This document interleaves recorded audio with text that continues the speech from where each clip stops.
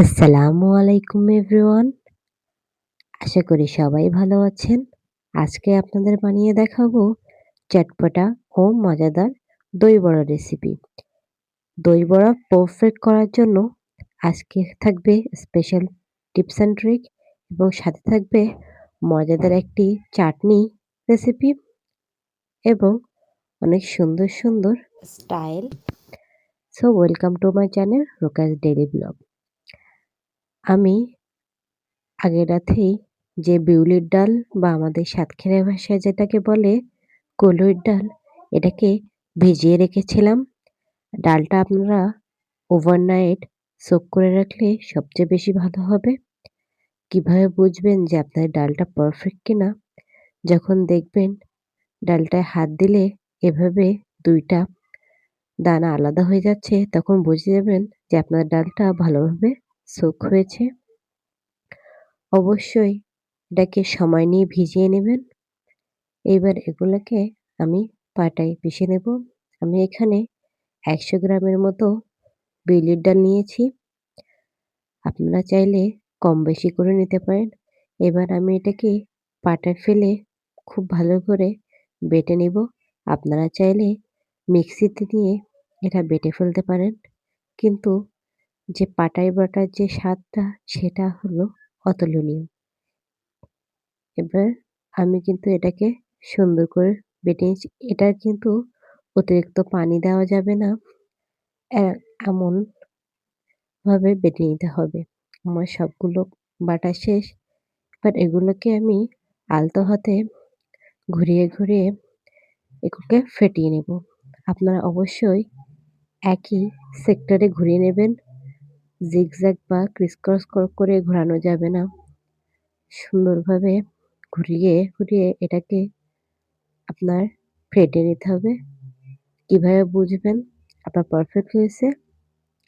একটা পাত্রে পানি দিয়ে ওইভাবে বড়াটা দিয়ে দেখবেন পারফেক্ট হয়েছে কিনা। এবার লবণ ও পাঁচফোড়ন দিয়ে আমি সুন্দর করে আরো একটু ফেটিয়ে নিয়েছিলাম। এবার চুলায় কড়াই বসিয়ে পরিমাণ মতো তেল দিয়ে এর ভিতরে ছোট, ছোট বড়া আকারে আমরা ভেজে নিব। তেলটা কিন্তু ভীষণ আকারে হাই হিট করা যাবে না।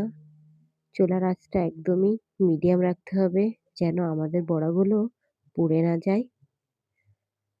খুব আলতো হাতে দিয়ে দিবেন। যখনই আপনার বড়ার ব্যাটারটা সুন্দরই হবে, তখন কিন্তু আপনার বড়াটা নিজে থেকে কখনোই লেগে আসবে না।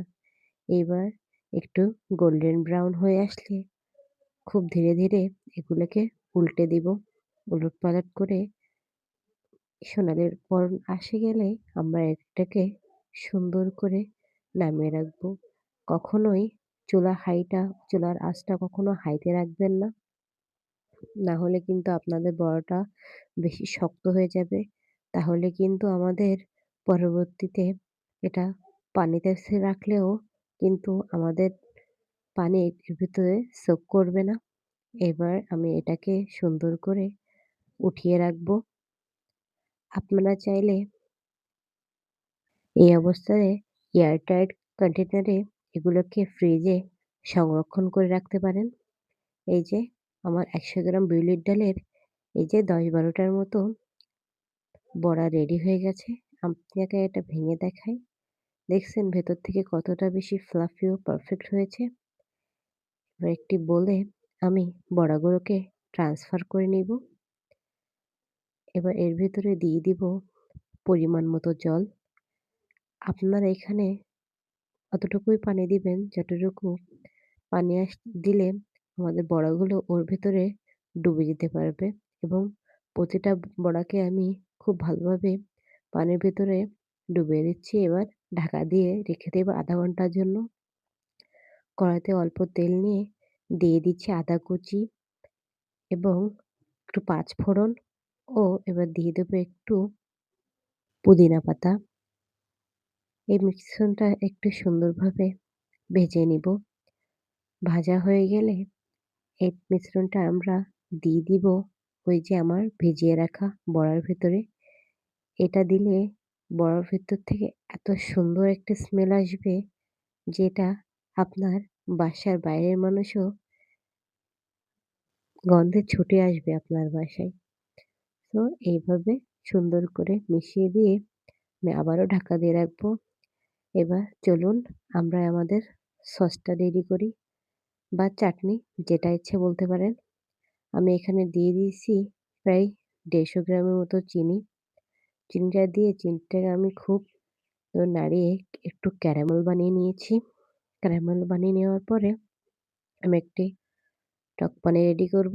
এখানে আমি নিয়েছি রাঁধুনির যে ভিনেগারটা, এখানে দিয়ে দিব অল্প পরিমাণ ভিনেগার ও পরিমাণ মতো পানি দিয়ে ওই চিনির মিশ্রণের ভিতরে এই টক পানিটা দিয়ে দিব।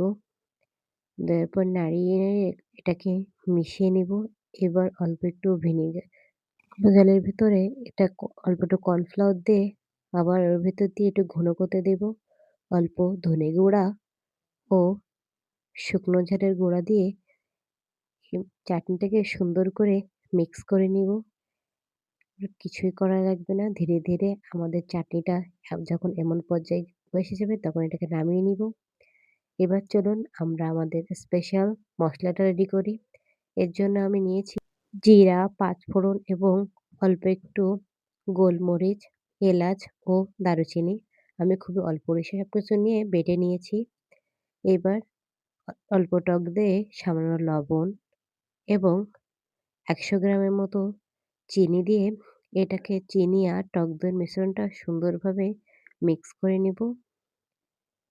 এইবার আম আমার বড়াগুলো ০.৫ ঘন্টার পরে দেখুন কত বেশি সফট হয়ে গেছে। এর থেকে এবার এইভাবে বা ২ হাত দিয়ে চেপে, চেপে আপনারা পানিগুলো বার করে নিবেন এবং সবগুলাই আমি দইয়ের পাত্রে শিফট করে নিয়েছি। নেওয়ার পর এভাবে অল্প, অল্প করে ডুবিয়ে দিব। এ পর্যায়ে আপনারা ২০ মিনিটের জন্য রেস্টেও রাখতে পারেন বা সরাসরি পরিবেশন করেও দেখাতে পারেন। আমি এই যে পরিবেশন করে আপনাদের দেখিয়ে দিচ্ছি কিভাবে আপনারা পরিবেশন করবেন। এইবার ডেকোরেশনটা করে নিই। যে স্পেশাল মসলাটা ভেজে রেখেছিলাম উপর থেকে সেটা ছড়িয়ে দিব। এবার দিয়ে দিব আমাদের স্পেশাল চাটনিটা। আপনারা এখানে চাইলে পুদিনার চাটনি বা ধনেপাতার চাটনিও বানাতে পারেন। কিন্তু এই চাটনিটা দিলেই সবচেয়ে বেশি বেস্ট লাগে। এবার দিয়ে দিব ঝুরি ভাজা। ঝুরি ভাজাটা অপশনাল কিন্তু দিলে টেস্টটা সবচেয়ে বেশি এনহ্যান্স হয়। এবার দিয়ে দিব অল্প একটু বেদানা।